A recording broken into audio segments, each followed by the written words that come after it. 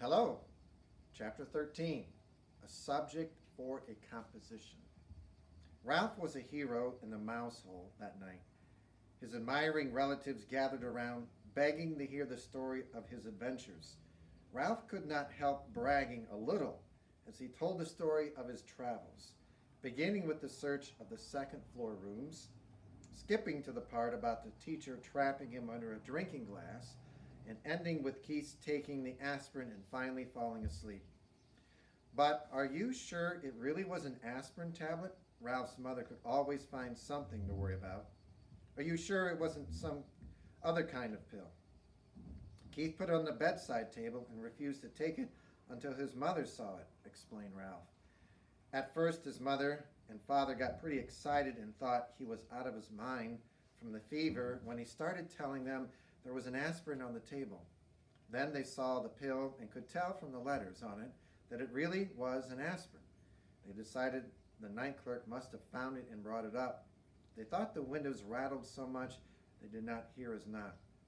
"Oh, Ralph, I am so proud of you," said his mother with a sigh of relief, while his brothers and sisters and cousins stared at him with shining eyes. "Good work, Ralph. I didn't think you could do it," said Uncle Lester heartily. "I feel much better about room service now that we have left an aspirin for a tip," said Ralph's mother. "I feel that at last we have done the right thing." "Our Ralph is growing up," said Aunt Sissy.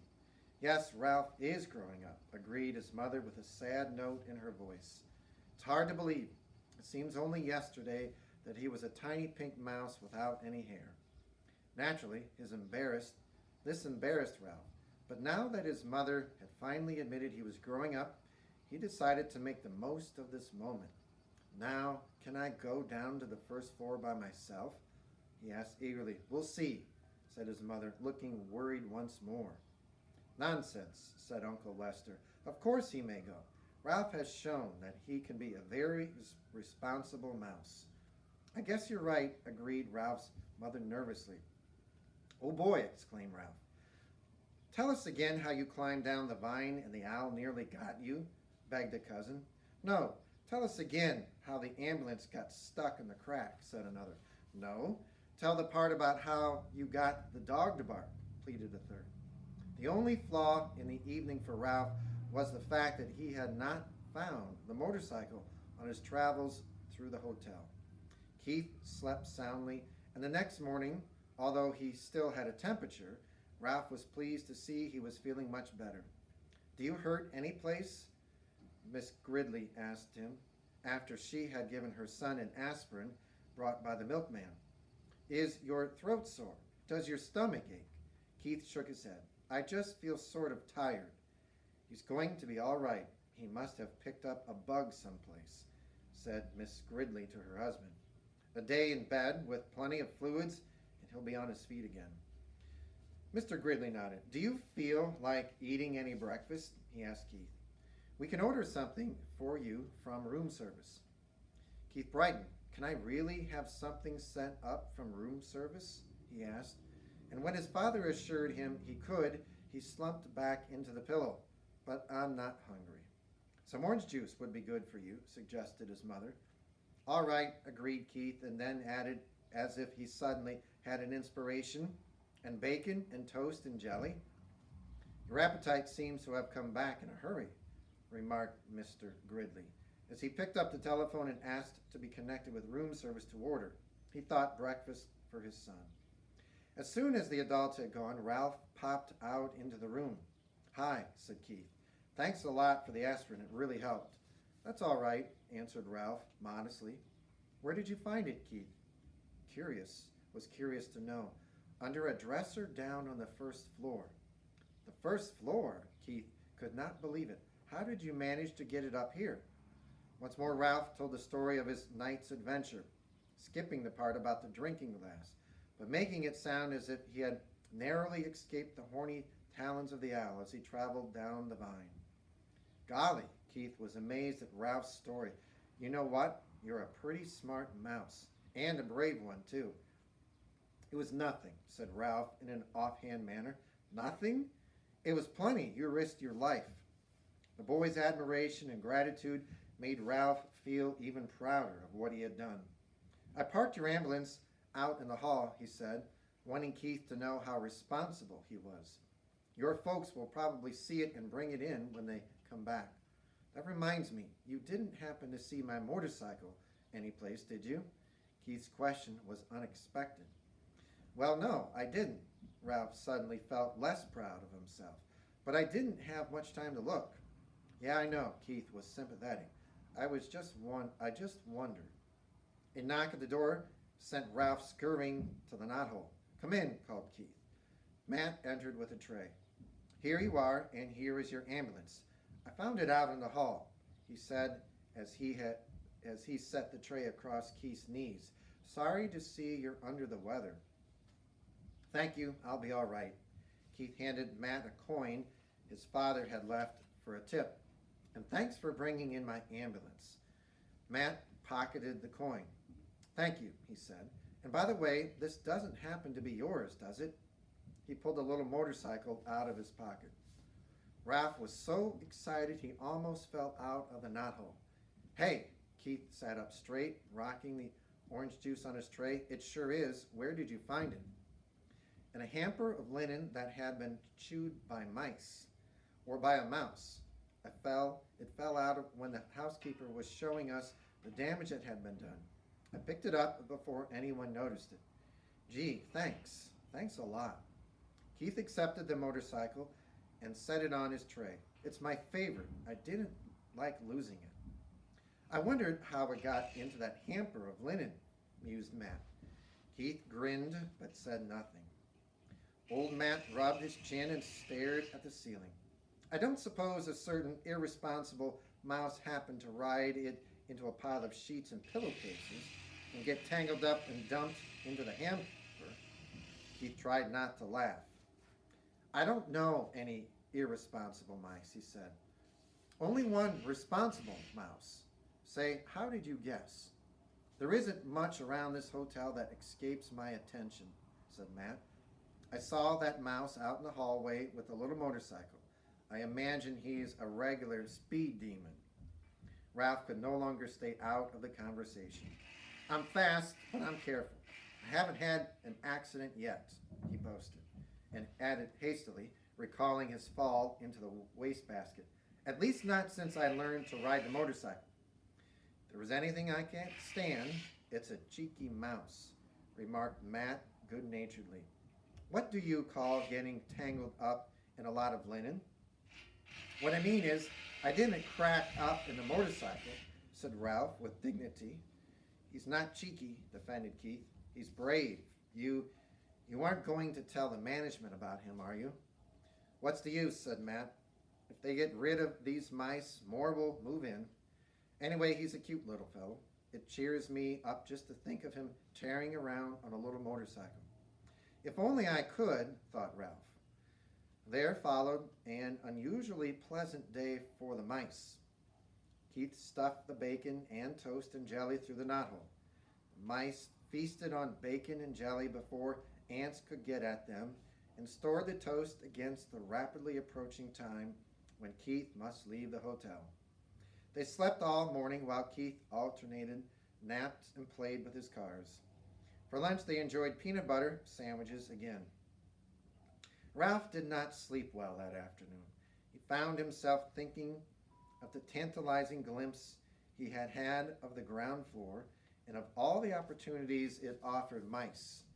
Crumbs in the dining room, leftovers in the kitchen, scraps in the garbage. He lay daydreaming on a pile of shredded Kleenex.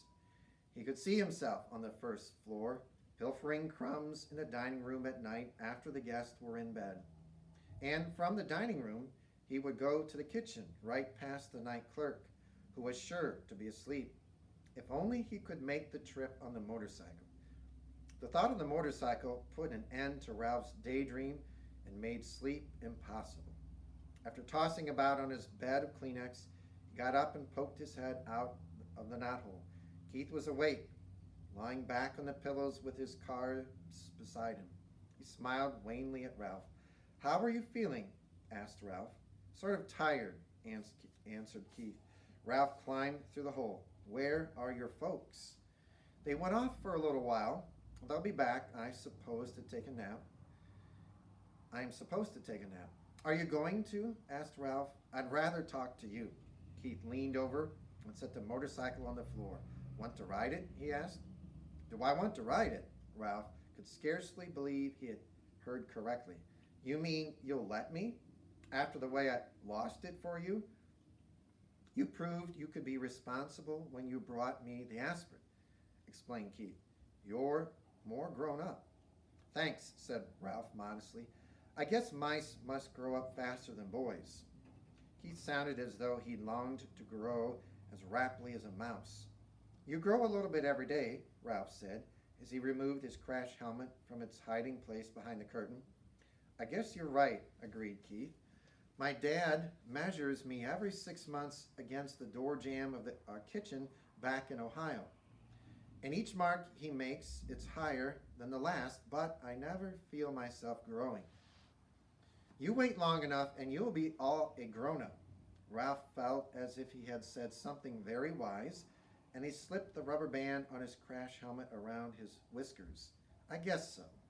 He slumped back on the pillows, but it takes so long. I grew up, didn't I? Asked Ralph. You said yourself I had become a responsible mouse. Yes, you did, said Keith thoughtfully. I guess that's part of the secret. Just getting bigger isn't enough. You have to learn things like not taking off down a steep hill on a bicycle when you aren't used to handbrakes, stuff like that. Ralph walked away with a slight swagger to the motorcycle, grabbed the hand grips, and threw his legs across the seat. He remembered to pick up his tail before he started. He took off across the carpet and circled the room, covering the rough parts under the dresser and chair, and coming to a halt beside the bed. She has good balance on a rough road, said Ralph with authority. She's a mighty fine machine. Say, Ralph, said Keith, suddenly sitting up, how would you like to come with me when we leave the hotel? Come with you? Ralph was stunned. He had expected to live and die in the Mountain View Inn, and now he was being offered the opportunity for travel that he had dreamed of. Yes, come with me to San Francisco and then back to Ohio. Ralph's first thought was of the motorcycle. If he went with Keith, he would not have to separate from the motorcycle. Keith must have sensed Ralph's thoughts because he said, you could ride the motorcycle every day. Ralph was silent. He had begun to think of other things. His family, the permission he had earned to visit the ground floor, Keith's family,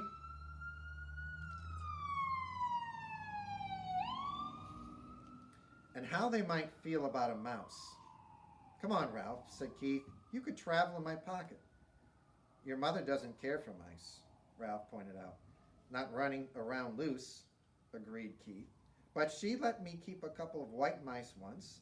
I still have their cage at home. You would be very comfortable in it. Comfortable in a cage? Ralph was horrified. No, thank you.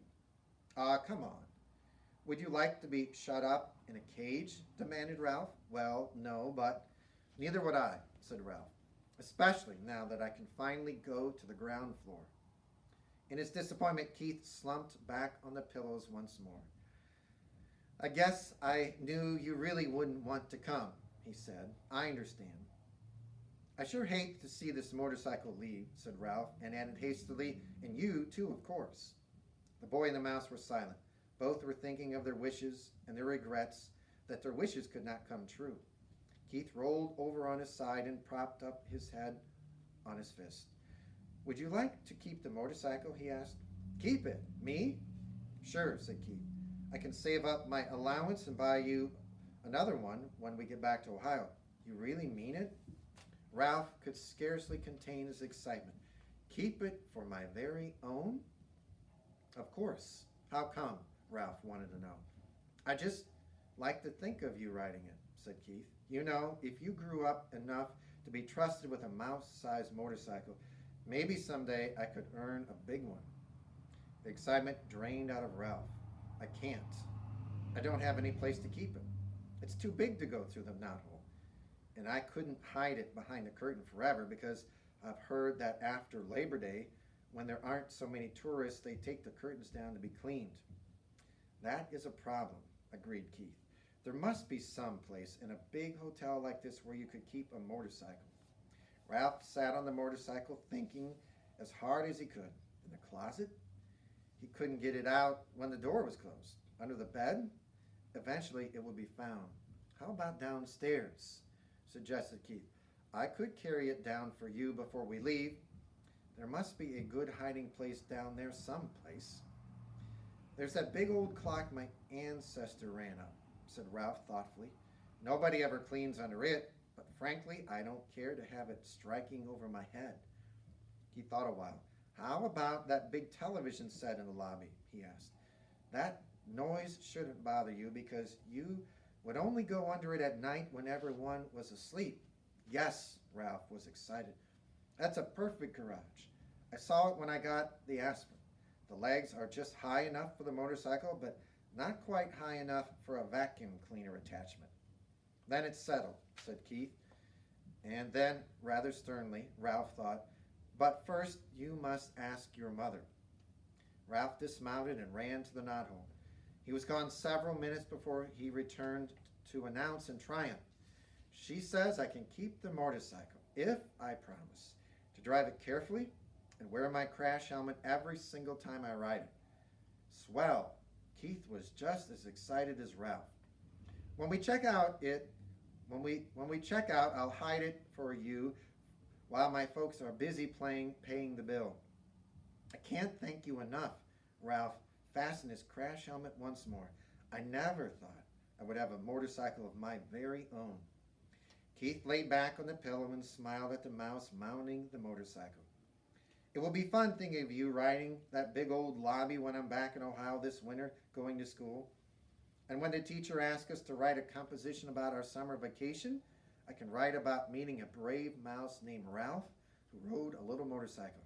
I'll tell about your bringing the aspirin, except I'll have to call it a pill because I can't spell aspirin. Of course, the teacher won't believe it, but she'll probably say I show imagination. Ralph felt proud to think he was going to be written about in a composition in far-off Ohio. He grabbed his tail, gunned the motor, and took off, heading for the threadbare part of the carpet that made such a good speedway. Round and round he sped, faster and faster, until his whiskers blew back and he was filled with the joy of speed. He longed to wave to Keith, but he realized a good driver must keep both paws on the hand grips. He glanced up and noticed that Keith's eyes were closed. The boy had fallen asleep with a smile on his face. Ralph dragged his heels to brake the motorcycle.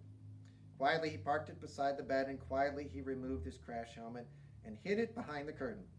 He did not want to disturb the sleeping boy.